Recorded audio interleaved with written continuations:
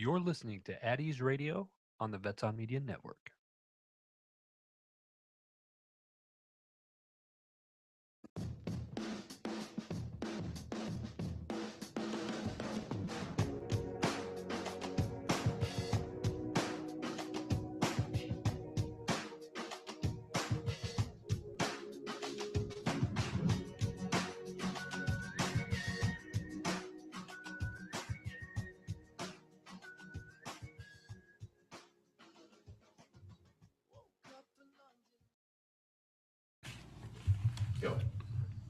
Good morning.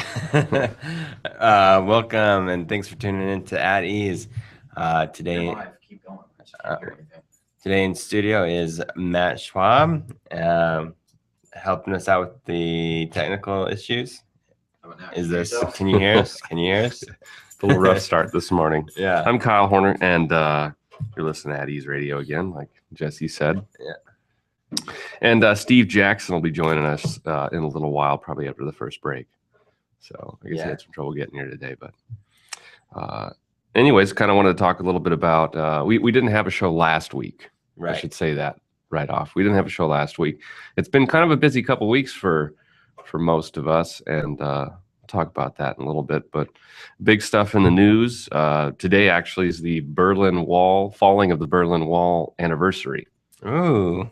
So what are you doing? Barbecue?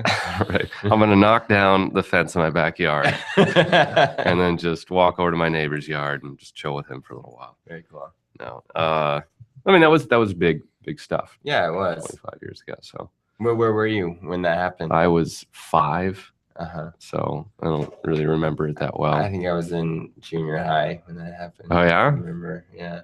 And what about that do you remember, like, most vividly? I remember every morning we had these news, like this, like little, news done by have a teams. blurb or something.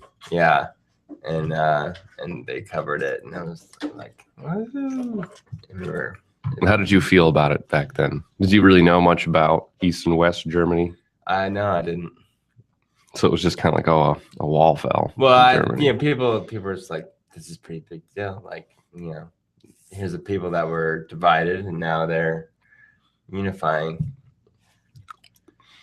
How did you feel about it? Well, again, I was pretty young. Well, how do you feel about it now? How do I feel about it now? Well, I mean, it's obviously I could understand why it was such a big deal. Jay Moreno, who's not here with us today, his dad was in the Army back then. He used to man Checkpoint Charlie every now and then. Really? And he actually told me this great story once about how him and like 5 other people got to go into East Germany and go and visit. It was, all very much a guided tour, but it was, he was just some Sergeant E5, wow. But he was able to bring him and his wife, which is Jay's mom, and they were able to go and visit and walk around and see people's homes and see shops and stuff. And it was pretty interesting hearing his story about that and what it was like in East Germany. And he could, the whole thing was, it was a very staged tour, but he could still, tell that, it's not that great of a place. So even back then, and that was in the 80s, even back then, they were still kind of years behind. And wow. So, and a lot of families were separated during that time too. So you can imagine how the population there, it was a big deal. Yeah. All of a sudden, like, oh, my cousins, and I got to see him again. Yeah. The expanded Berlin. So I don't know, pretty big deal. Or at least it was. So it's the anniversary today. Yeah.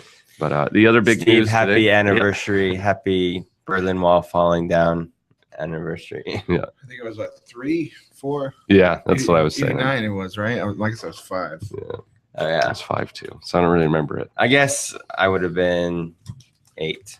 So I don't think I would have been in junior high. So I just lied to you. So you just lied, yeah. You're just a liar. The other big news was Afghanistan, their new president, Ghani, I believe his name, signed a security pact.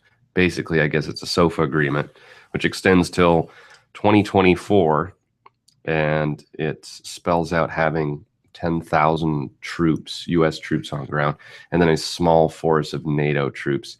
So that means we'll continue to be in Afghanistan for a while. And from our veteran community standpoint, that means we're still going to have vets coming from here. I mean, it's kind of the same thing like with Kosovo. People still rotate through Kosovo. Yeah. Yeah, we're in Korea 60 years later. Right, so- exactly. And Germany and a bunch of other places. So obviously Afghanistan's a little different from how it is with the other places that we have SOFA agreements in place with. Yeah. Iraq didn't sign that security package, so that's why we left. So this is a little different future we're headed towards, I think, with the country. Well, I'm Yeah. sure they saw the writing on the wall with ISIS taking over. Exactly. And I bet there's a lot of people there that are scared. But it's kind of nice just because they didn't have the timed withdrawal that they were going to have in Afghanistan. So I don't know. I think it's a good thing. I didn't realize that it happened. Yeah, I guess it was pretty fast after that new president got inaugurated. So, and there may be some wheelings and dealings that happened there, for all we know. Yeah. What's the scoop there? I don't know. Yeah. That's what I'm Just- saying. it's just There may be Afghanistan. something there. Is what I'm Probably saying. something. Yeah, Yeah. we get the new president comes in and he signs the agreement. Convenient. Yeah. So, Jesse, anything new happened for you over the past couple weeks? Let's see. Anything big happened, I should say. Anything big? Lots of big stuff happening. I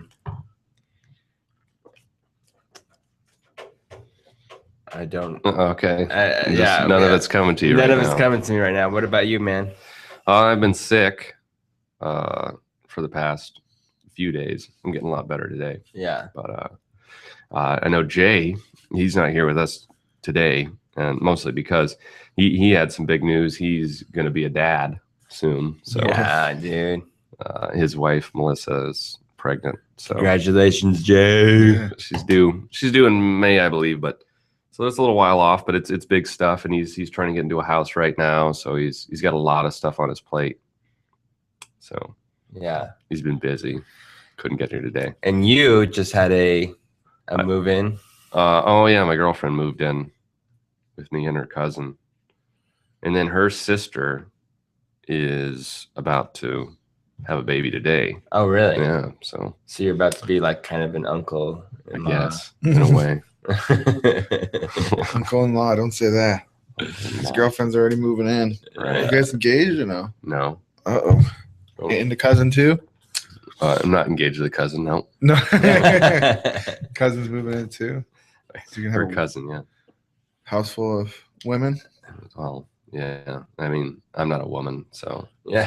to deal with. I'm just kidding. Well, that's arguable. A lot less sink space over there. Well, it's kind of a nice thing then, because it's I get things cooked and for me, and Oh yeah.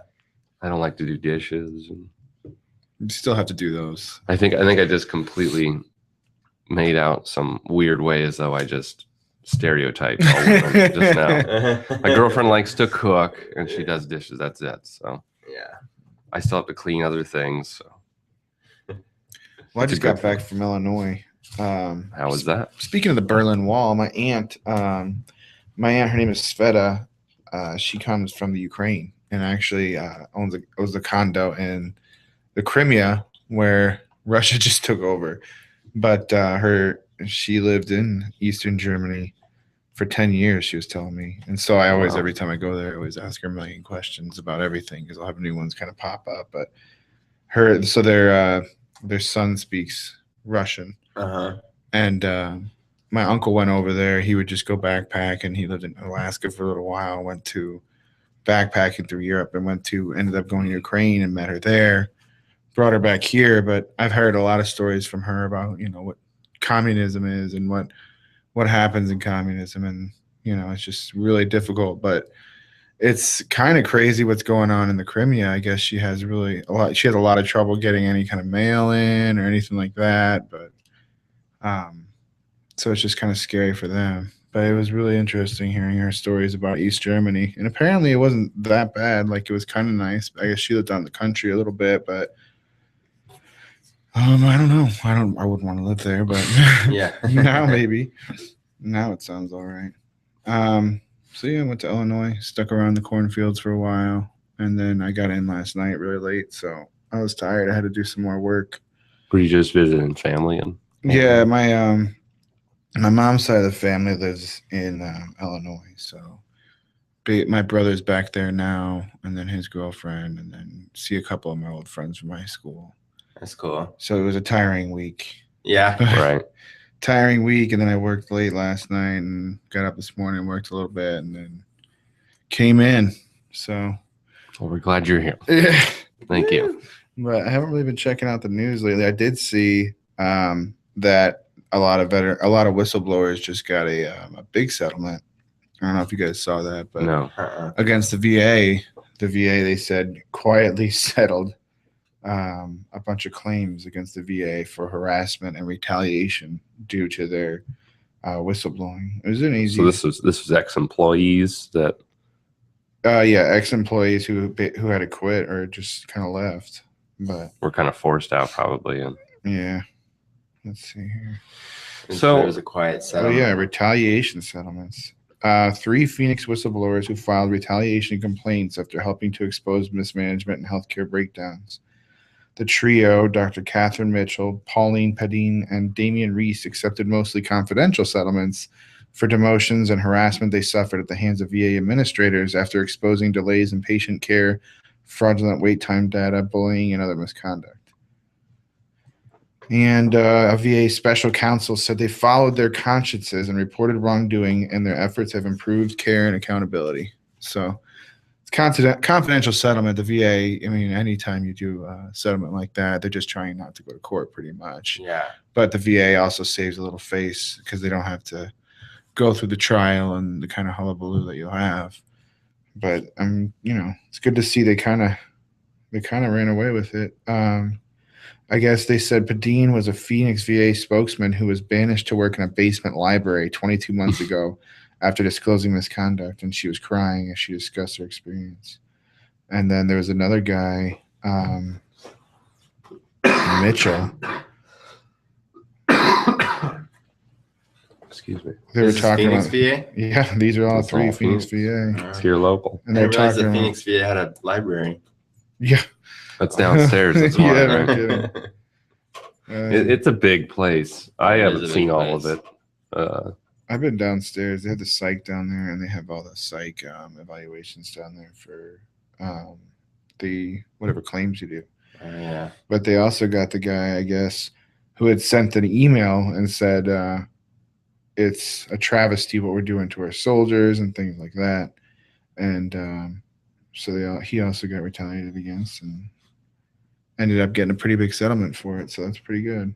Glad for him. Yeah. And what a courageous thing. I mean, to go out and, Yeah. call out the VA on what they're, A lot of people. on one case, yes. And then on the other, I mean, the VA is. A lot of people say that there's a process you should go through to do that. And like, I know with Snowden and Manning and all those guys, they say there's a process that you need to go through to raise these questions. But anybody who's been in the Army knows that the process kind of ends at the first line supervisor a lot of the time. Right. And even if you go to an ombudsman, even if you go to IG, a lot of the times it's not going to get resolved. And I think, they had a few reports out before about the IG. So I don't know. It's I'm pretty happy about it. I think that there needs to be a lot more whistleblower protection in the VA. I think that's really how you're going to get people to be scared of doing these stupid things to get bonuses. The only way you're going to be scared is if there's actual oversight, and whistleblower protection is huge oversight. Yeah. Yeah. What do you think of that? I think it's kind of a sticky issue in a lot of ways. I mean, I don't know why, but my mind immediately kind of jumped to like false whistleblowing. Yeah. Like what happens if someone says things are going on and you're under the guise of this protection. They're just and- like a pissed off employee. Yeah, makes or one of those. And that's the catch-22 of the whole thing, because obviously when there is something wrong and someone tries, they see the root of the problem and they try to fix it, or they bring it up for someone else to fix. We you need something in place so that people can do that, is what I'm getting at. The process, well, I'm saying like whistleblower protection again. Yeah. You shouldn't feel there's any sort of reciprocity for calling something out that's bad.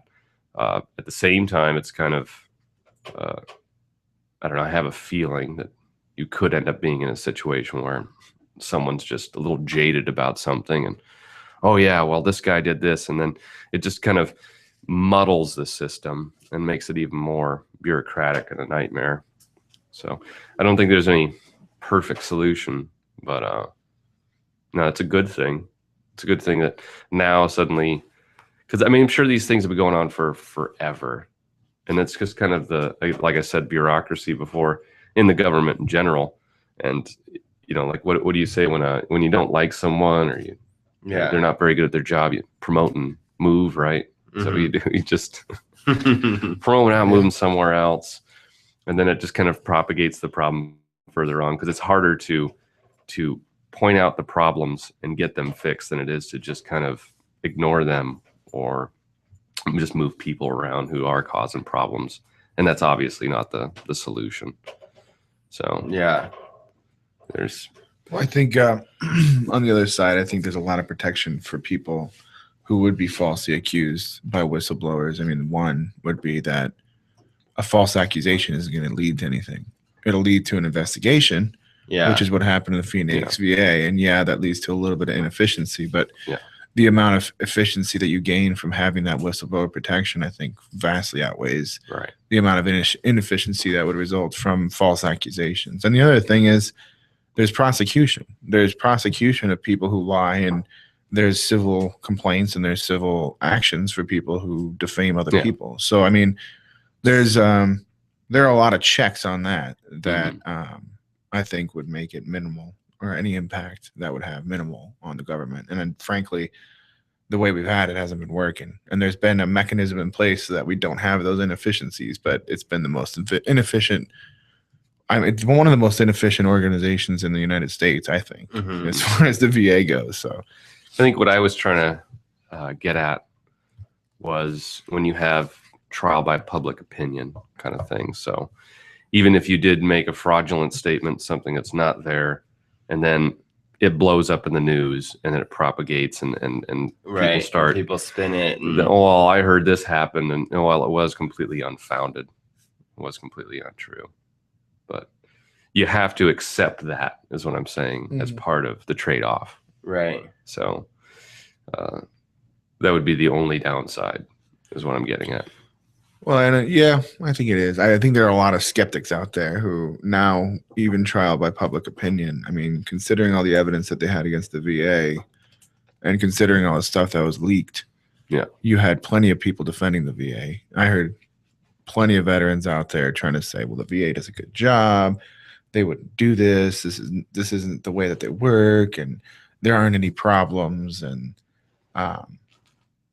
there's trial by public opinion, but I think there's a lot of the proof cynics out kind of there came out in the too. pudding is the whole thing too. Yeah. So the truth kind of eventually got revealed. Yeah. So and that's why you need that protection there, because somebody says, well, I see this going on, and then if nobody believes it, then nobody's really going to care about investigating it. So yeah, it's sad that it has to kind of take things to get to a real obtrusive level before something gets fixed. That's kind of how the world works, though. Yeah, in general. Everything is reactionary. There's not much actionary. It's a process. So what do you think that it is? Like Steve, you're saying that it's one of the worst run organizations, that in your belief. And I think that you stand with a lot of veterans. So I think that it's important to speak into that. And then you're kind of on the other side where, and just from conversations where, I wouldn't really say I'm on the other side. Okay. I mean, personally, I haven't had any real bad experiences but that doesn't mean that I don't know people who've had Yeah. bad experiences. Or, I mean, I'll give you just one example real quick.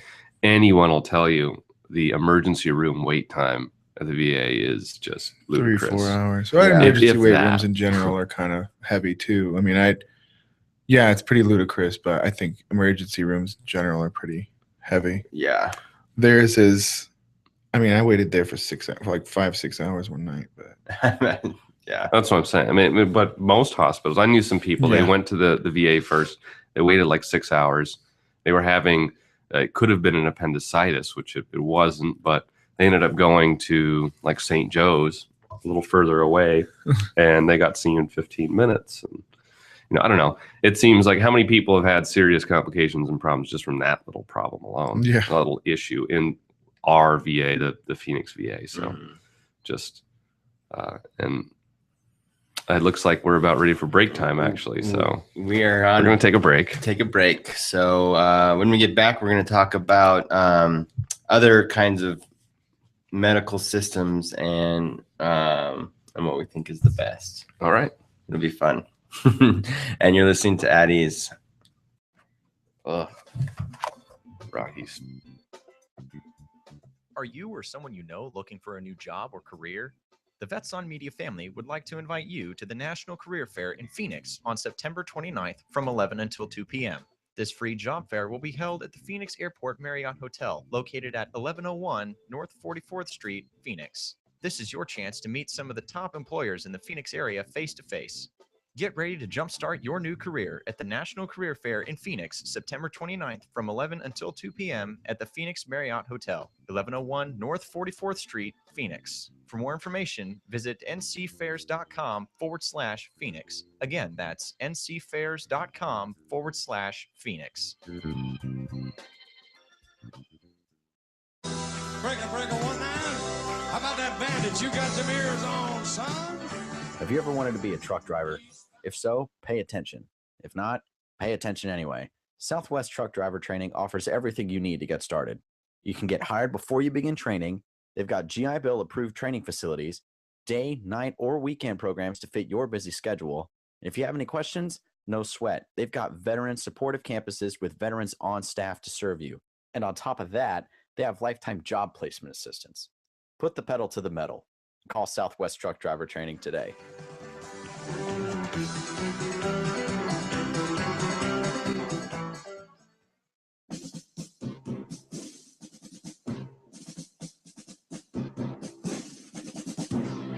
Everyone's going to need an attorney at some point in your life. I'm no different. Hey everyone, it's James from Vets On. Whether it was my last will and testament before deployment or my ongoing custody battle for my children during my divorce, I needed help, so I lawyered up. If you need help, I urge you to contact Capstrom Law Firm. Capstrom Law Firm in Springfield, Missouri services clients throughout the state in criminal law, personal injury, and family law. With over 13 years practicing law, Tom Capstrom understands both law and court procedures and how stressful they can be. Let Tom Capstrom Law Firm and his dedicated staff take the stress and worry out of a difficult situation by calling him today. We feel so strong about the work that Tom and his staff are doing that he'll be a monthly guest on the show. Tom is a veteran and a listener, for God's sake, so you know the guy is solid and will fight for you. Give Tom a call today by calling 417-864-0552 or email Tom at capstromlaw.com. And don't forget to tell him that Vets On sent you. The choice of a lawyer is an important decision and should not be based solely upon advertising.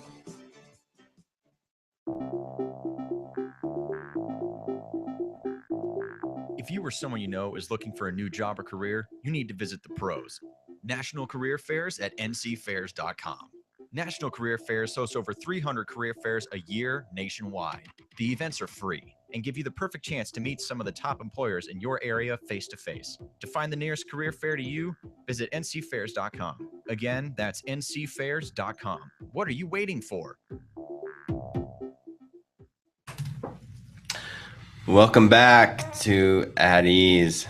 And before we left on break, we were talking about VA and whistleblowing, and then we're kind of moved into the culture. And we were talking over break, like the culture of the VA. And Steve, what do you think about the culture of What do I think about the culture? I don't know. And And we're kind of referring to like the employees and how, I shouldn't even say all the employees, but it's just management, how the VA is run, and that culture of that they've kind of called, where it's to be expected to have long wait times. Yeah, it's to government be culture. expected that to schedule an appointment, you're gonna have to do it really far out. And You still hear hurry up and wait all the time. Yeah. And I mean, from going into the army and hearing that the first thing, to having to still hear it now that I'm a civilian and going in there when, I've got a job. It's not my job. It's just something that you're supposed to be able to get because of something that you served for. I think that culture still permeates because, you get a lot of military that come out. You get a lot of federal workers that have been there forever. And, on the one hand, there was always the thing in the army, like, if your finance guy is doing something for you, he's doing you a favor. yeah, right. And like a lot of people fall into that. And then you get out and you go to the VA and, you get stuck in the federal government. And there's a lot of people that are really great. But if you get those one or two people at the desk that aren't very great or that have that kind of mindset and think, oh, hurry up and wait is just normal, so just deal with it, yeah, then, it really screws up. It has the potential to screw up a lot. I mean, obviously, we've kind of seen it screw up a lot all over the nation. So it's, a lot of it, it's just hard. It's hard from a managerial standpoint. Even just saying you can fire people at the top level, it's permeated throughout the entire VA. And if you go to any clinic, I don't know how many different clinics I go to, and at each one I've had a problem. yeah, At every single clinic, I've had a problem. At every single clinic, I've found a front desk person that I like, or I found one person that I like, but it's just like that. And, it was like that in the Army. You find a couple people, you have the specialist with the E4 Mafia, and you find people that can get stuff done. But if the other people can't get stuff done, you're just screwed. And I don't think that kind of culture is the best thing for veterans to be handling right now. I think it needs to be run more like an organization where people are, either afraid of getting fired or they're going to do, they're afraid of getting fired. So they're going to do a good job. Like a professional medical service provider. So that's why you hear so many veterans talking about getting contracted care and contracting care out because, those people, there are minuses when you contract care out. Like maybe they'll push you through because they're not getting paid enough. But at the same time, they're required to make you happy or they're going to lose their contract. And the contracts can be based off of Customer surveys. Surveys. You do customer service at the VA, but it's, it's in one ear and out the other. There's not really anything you can do to make sure that the person that screwed up your entire afternoon by making you wait for 3 hours and then rescheduling an appointment for the next day is going to be responsible.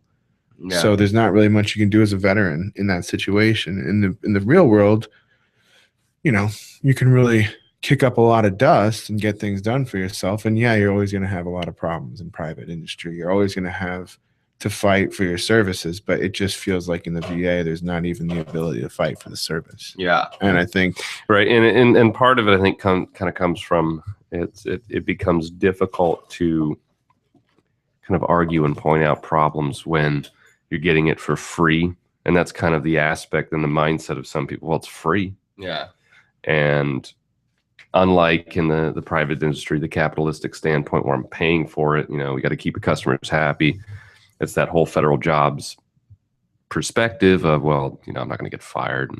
Yeah. And they're getting this for free. And I've heard that a lot. I've seen it a lot where because it's not, they're not really working for, their own paycheck, so to speak. It's just, yeah, I'm on salary and Phoning it in. My boss told me this, but whatever. Yeah. So what, are there any medical systems that you've seen that work or that the VA, that you would like to see emulate a little bit more, or, you know what I mean? Like to be more effective? Like in Afghanistan, their medical system's pretty good. Yeah. Yeah. They're local medical They're systems. the- Just kidding. Locals. I went, you know, Kinda I went great. to private providers and they do okay, and like the other screw ups. But I was at Walter Reed, and at Walter Reed, they had a big issue in 2007, and then they pumped a lot of money in, and they pumped a lot of, or not pumped, but they put a lot of pressure on them. And I thought their system was run pretty well. They have a lot of wounded warriors over there that are some of the worst injuries in the nation, Yeah. and they still service vets and active duty. I thought they were run pretty well. And honestly, God, I hate to say it, but I think the military systems actually ran better than the VA. When I was in the active duty, I mean, it's hard to get to sick call, but once you get there, you wait for an hour, you get your sick call slip, you get your appointment, and you go, or even less. And I mean, you can do a lot better than that, but I mean, even that seems a lot better than the VA. Mm-hmm. And so it's like, I don't know. I was at Tripler for a while, the warrior transition unit there, and you have some of the same problems, but honestly, it wasn't nearly as bad as the VA is. And I think they had a lot more resources because they were a warrior transition unit, and they had a lot more staffing. And honestly, I think that some of it is resource based and some of it's staffing based. I mean, they have had an increase in resources recently. Yeah. I think the problem is people are leery of giving them resources because they haven't shown an ability to be able to do anything to really effectively use it. I see it as it's a big issue to tackle, and it's going to take a lot of work on a lot of different levels. Yeah. To get it kind of, I don't want to say solved, but better. I don't think it'll ever be solved. It's not one of those problems, but I mean, maybe just a better system in place for spotting deficiencies and then being proactive in it and actually handling them. So, I mean, we could spitball a million different things on how to do that, but I feel we're all negative today, aren't we? Yeah, we are. Well, you know, I just had a conversation with the volunteer coordinator of the VA yesterday, and I was like, you know, I had gotten into like volunteer, like different things. So this is the coordinator for volunteers at the VA. Yeah, the main hospital. So if I wanted to go volunteer, this would be the person I'd speak to. Yes. And basically she called back and she's like, well, we don't really have any volunteer opportunities for, you know. And you're talking about volunteering your services. Yeah. And I was just like it brought me back to the day. I was just, and I kind of like, I mean, I got angry. I didn't show it over the phone. I didn't like yell at her or anything. I was just like, come on, like, you know, with everything that's going on in the VA and knowing how the VA works, it seems like you guys could use all the help you could get. I'll give you an example of something like that. My aunt was telling me about how she doesn't really like the schools here in Arizona, the public school system, right? She thinks it's underfunded and that it's got a lot of problems. And so she sought out, ways that she could volunteer her time. And there were different organizations out there where you could, like a teacher would submit a request. We need these things for the classroom. Yeah. And then it would just kind of, you know, if you could provide one of these things, then, you know, just donate it straight to the school. And it's just kind of, you know, schools were fine with this and teachers were fine with this, of course. Just if we need some help, we'll just ask out there and see if anybody's willing to give it. And here you are, like, putting yourself in that situation to, well, I'll volunteer, you know, in what capacity were you trying to volunteer, should I ask, actually? Well, I was, I had gone into to offer my services as life coach and hypnosis. She called back and I was like, you know, I'm really open to any volunteer opportunities. You know, so I mean, like these are my services. These are my services that I can offer. Yeah. But really anything you have, you know, like I just want to come and help, you know. And what was the answer, like, specifically you got? Well, so then, I mean, so it took a little while, you know, to get, she was like, oh, we don't have anything. I was like, okay, you know, and then I asked if I could come in and just I mean, I wanted to interview her to see, you know, what I don't know, just to see what her experience was at the VA and all this. Maybe she different could things. shed some light on some things Yeah, that you were maybe she could curious shed about. some light, and and she was like, "Well, what we're talking about too, maybe. yeah, totally, Oh, you scared her off, man. That was what it was. probably, Yeah. Too intense. yeah, maybe so. Maybe I came out a little strong, so Let me in. So, you know, and that's another huge one. I mean, it's like we got to take some responsibility too, veterans. Yeah, and that's Yeah. what It's not like we're the you've- easiest bunch of people all the time.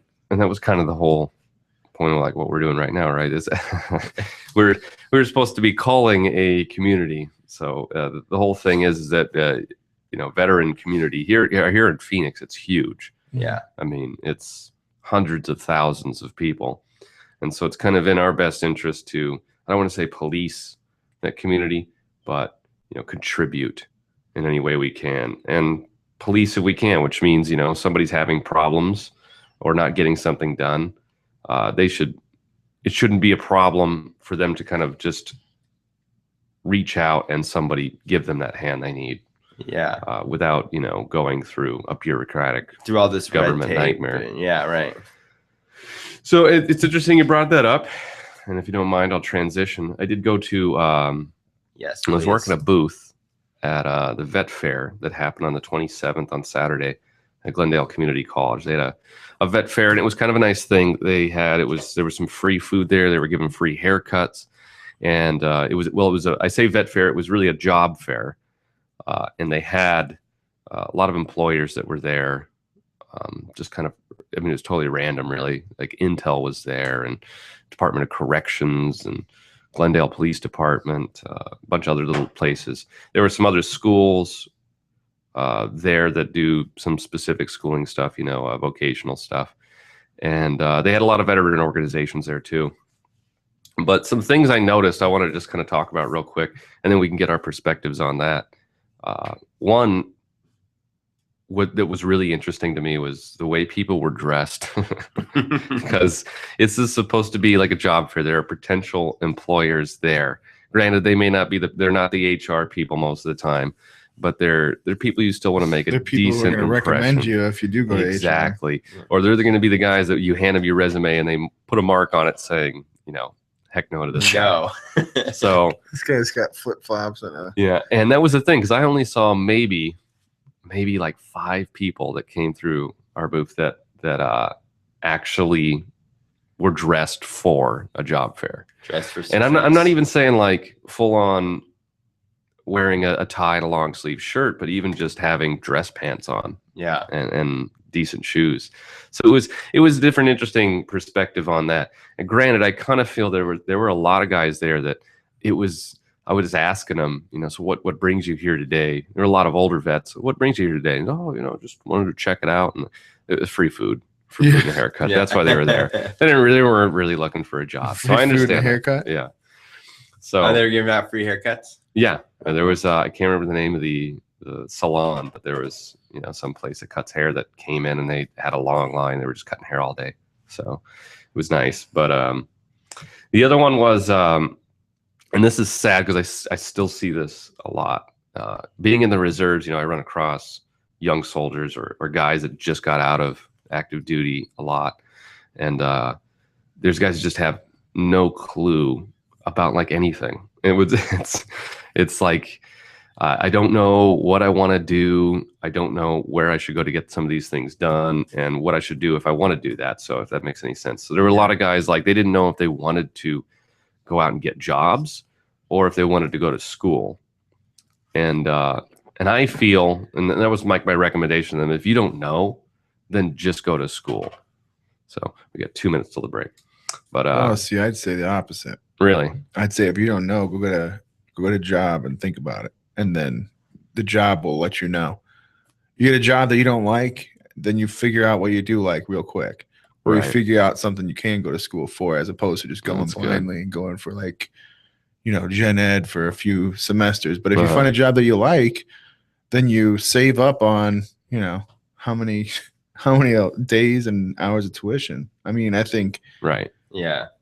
Oh, yeah. I mean, we can go to the break. What do we got? 5 minutes or what? 2 minutes. 2 minutes? 2 minutes. No, I think I would recommend getting a job first and just kind of getting back in the groove of being in life. And then Right. if you can go to school, honestly, even just going part-time or going half-time night at courses or night. something, Like I yeah. did that. That's what I did in the military. I'd go, you work till 5:36 if you're back in the base, which I got to do for a year or two. But it's doable. I don't know. That's funny. No, I never really thought about Different that opinions, I before. like that. I never really thought about that before at all, I guess. But I think my recommendation would be to work even just, something small and then make some money. I think working kind of builds confidence. And at the same time, I think it breeds like this kind of need to get to something higher. Your need to get mentality. something, Yeah, I like that. Okay. Very interesting perspectives. We will talk more back on about this. that after break. I'm Jesse, I'm Steve. I'm Kyle. and you're listening to At Ease.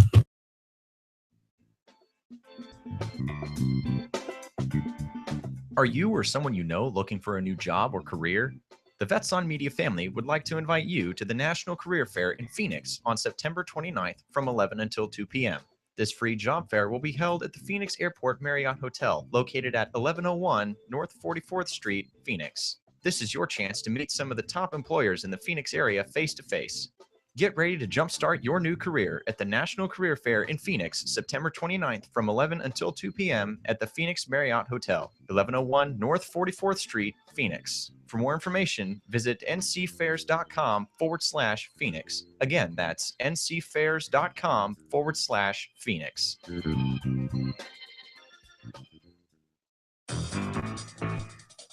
Everyone's going to need an attorney at some point in their life. I'm no different. Hey everyone, it's James from Vets On. Whether it was my last will and testament before deployment or my ongoing custody battle for my children during my divorce, I needed help, so I lawyered up. If you need help, I urge you to contact Capstrom Law Firm. Capstrom Law Firm in Springfield, Missouri services clients throughout the state in criminal law, personal injury, and family law. With over 13 years practicing law, Tom Capstrom understands both law and court procedures and how stressful they can be. Let Tom Capstrom Law Firm and his dedicated staff take the stress and worry out of a difficult situation by calling him today. We feel so strong about the work that Tom and his staff are doing that he'll be a monthly guest on the show. Tom is a veteran and a listener, for God's sake, so you know the guy is solid and will fight for you. Give Tom a call today by calling 417-864-0552 or email Tom at capstromlaw.com. And don't forget to tell him that Vets On sent you. The choice of a lawyer is an important decision and should not be based solely upon advertising. Breaker, 19. How about that bandit? You got some ears on, son? Have you ever wanted to be a truck driver? If so, pay attention. If not, pay attention anyway. Southwest Truck Driver Training offers everything you need to get started. You can get hired before you begin training. They've got GI Bill approved training facilities, day, night, or weekend programs to fit your busy schedule. If you have any questions, no sweat. They've got veteran supportive campuses with veterans on staff to serve you. And on top of that, they have lifetime job placement assistance. Put the pedal to the metal. Call Southwest Truck Driver Training today.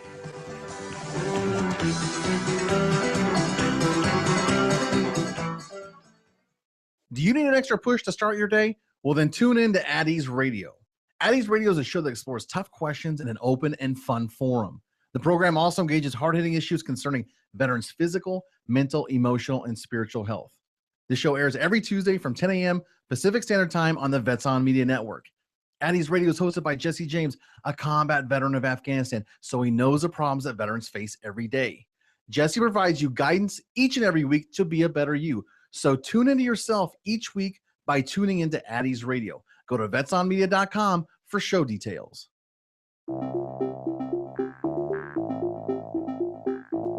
If you or someone you know is looking for a new job or career, you need to visit the pros. National Career Fairs at ncfairs.com. National Career Fairs hosts over 300 career fairs a year nationwide. The events are free and give you the perfect chance to meet some of the top employers in your area face-to-face. To find the nearest career fair to you, visit ncfairs.com. Again, that's ncfairs.com. What are you waiting for? All right, we're back here on At Ease, and we're discussing kind of the business aspect and education aspect of when you get out and you have nothing to do. Or you don't know. You don't have a direction. You haven't figured it out yet. Yeah, and all I could say is that for me, I mean, we kind of discussed whether or not you should go into school or to work, and I think the biggest thing is just to do something. Oh yeah, definitely. I think you should just sit on your ass and watch TV. No, well, you know, Smoke pot. and honestly, that was kind of from my perspective, the whole thing. Why I kind of said going to school, because it's going to school is kind of easy, especially if you're starting it for the first time. Those first 100 level courses are going to be, you're going to fly through them, and it kind of is. I mean, Jesse, you say like, let's sit around and do nothing, but that is kind of part of relaxing. And you know, if you're getting out, you kind of for me, it was like right after deployment, so it was like, okay.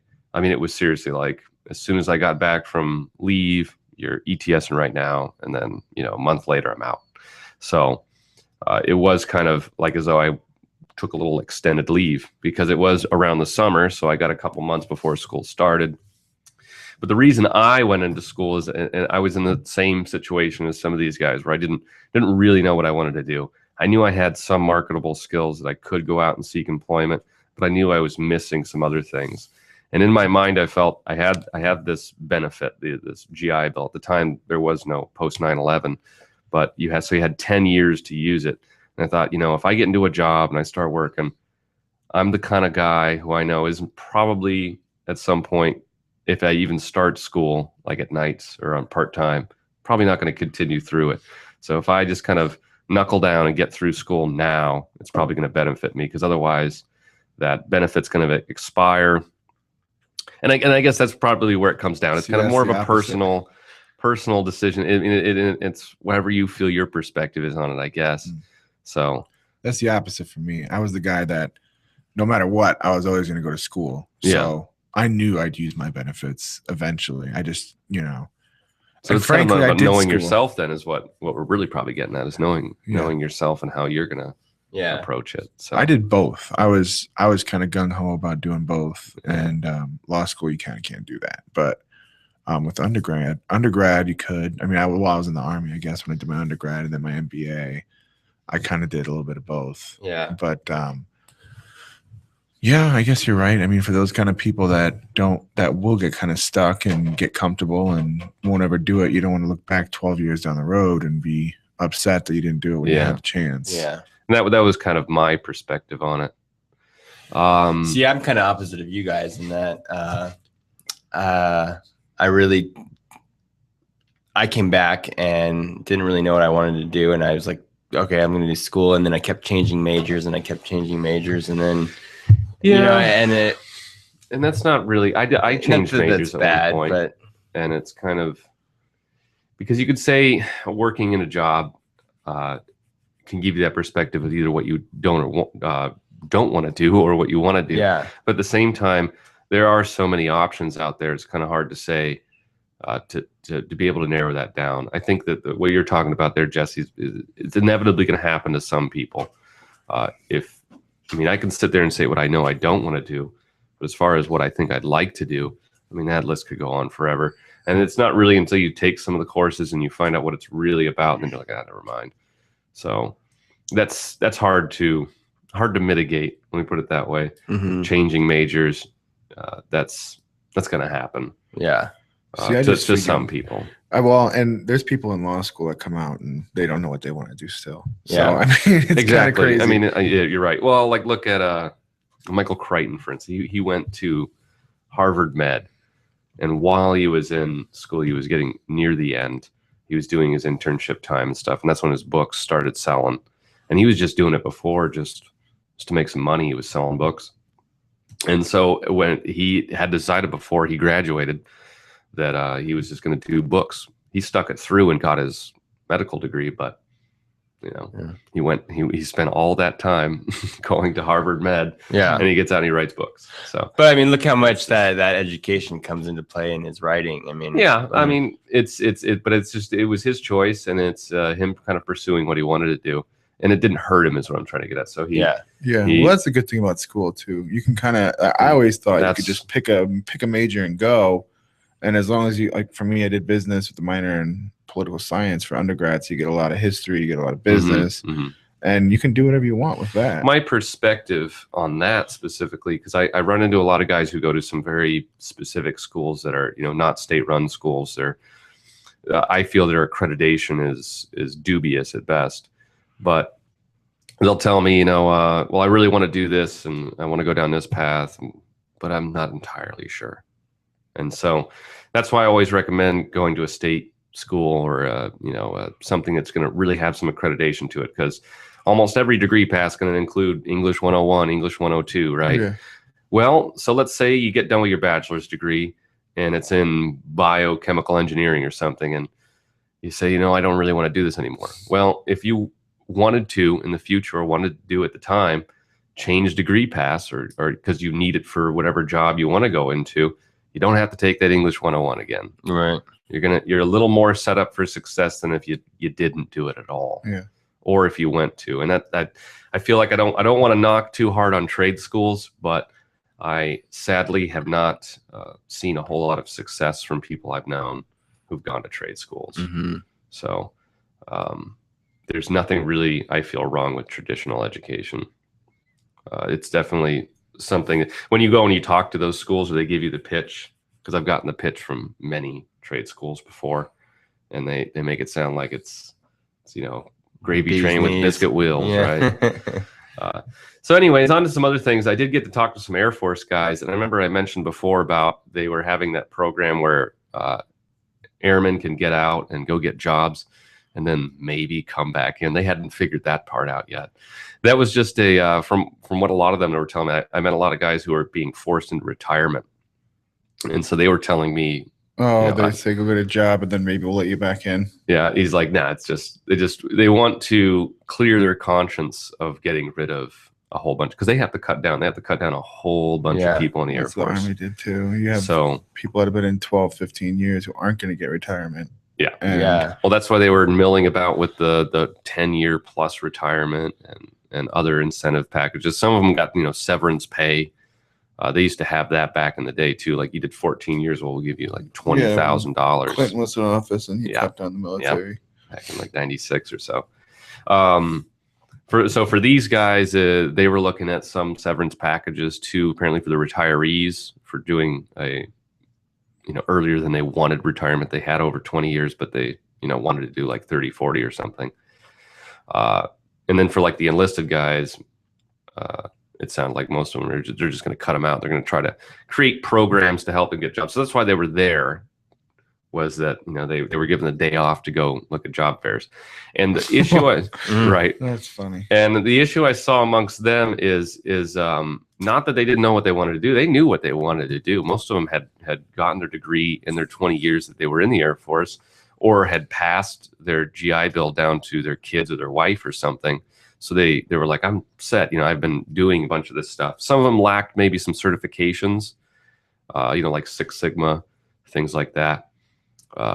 But in general, they knew what they wanted to do. They knew where they wanted to go. And they knew, even when I say where they wanted to go, I mean like physically, they wanted to stay either in Phoenix or they wanted to go back home or something.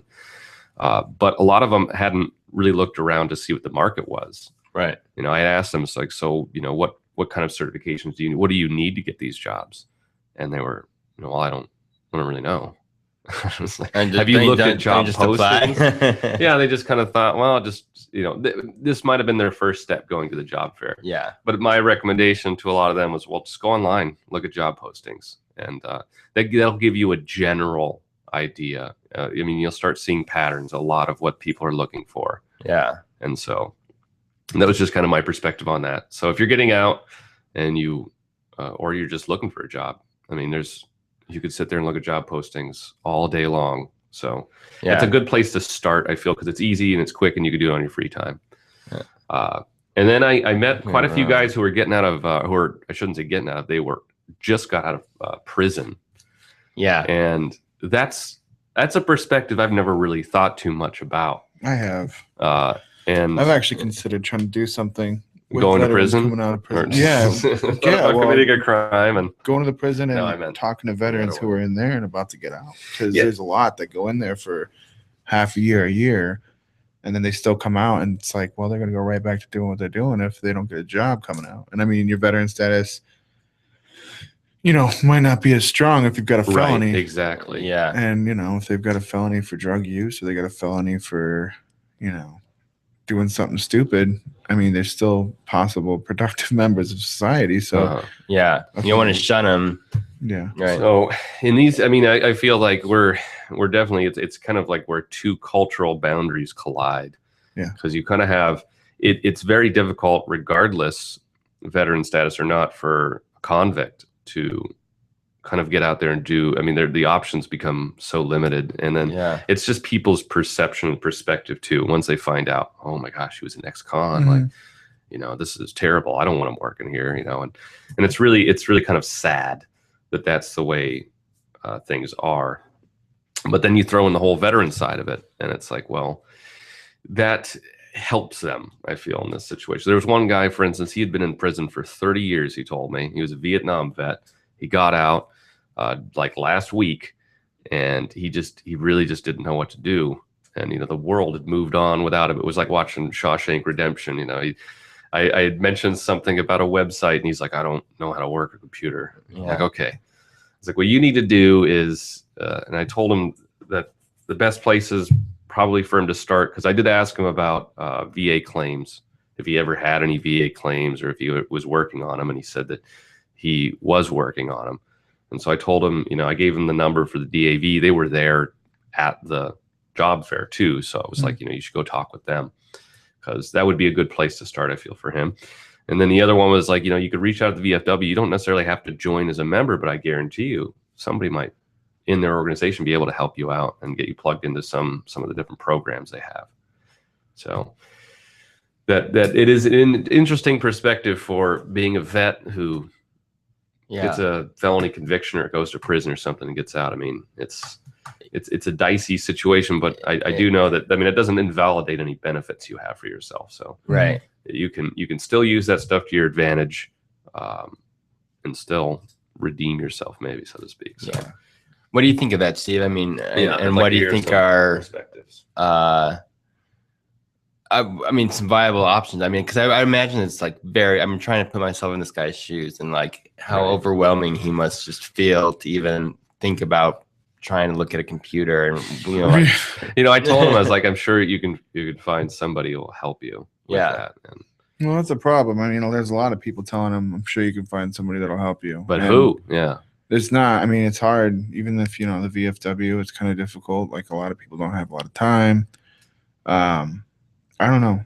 I've really been kind of considering that lately. I don't know. I mean, they can go to the VA, but the VA, what are they going to do? I mean, you can go to the library. Yeah. I would say go to the library and start looking in the library, trying to find, classes for yourself. But that gets old and it's really difficult. And Well, he did kind of start off in a good place, I guess. He went to a job fair. Yeah. So, Yeah. That was doing something. Yeah. It is. Absolutely. Absolutely. It is tough. It's hard to say. So, Well, I think this has all been really good points. And, what I would say for anybody who's listening in and is kind of in this place where they're not really sure what they want to do with their life, not really sure. I mean, there's really no right or wrong path. The biggest thing is to do something. just do something, or just find out what it is that you love to do and just focus on that. Just have fun in your life, because this is your life. You're allowed to have fun. You're allowed to do the things you enjoy, figure out what you prefer, and work towards those things. Next week on our show, we're going to be talking about social life. It's a Tuesday, 10 a.m. That's Mountain Standard Time, I believe, 10 a.m. Yeah. So we're a little weird because we're in Arizona. Yeah. So We're in Arizona time. We don't have daylight savings. We're a little bit. So our 10 above a.m. it may not be your 10 a.m. Yeah. Be aware of that. And Stevie, anything? No, I don't really have I don't anything. know, keep it classy. Yeah. Keep it I'll classy. see if any Sandy. news pops up over the week. Yeah, any big news we'll try to talk about. Uh-huh. It's been kind of crazy lately. Yeah. Oh man, it's gonna be off the hook next week. So please join us then. And until then, I'm Jesse, I'm Steve. I'm Kyle. and till next week, at ease.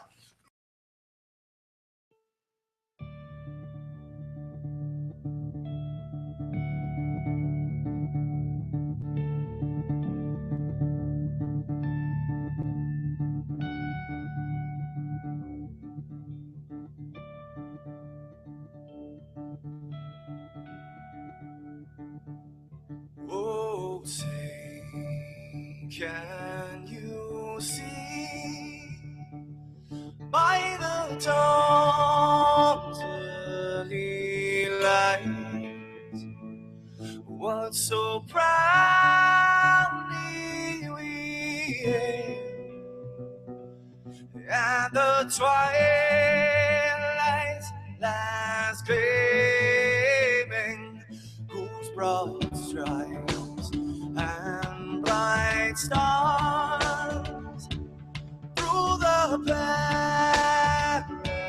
perilous fights, oh, the ramparts we watched were so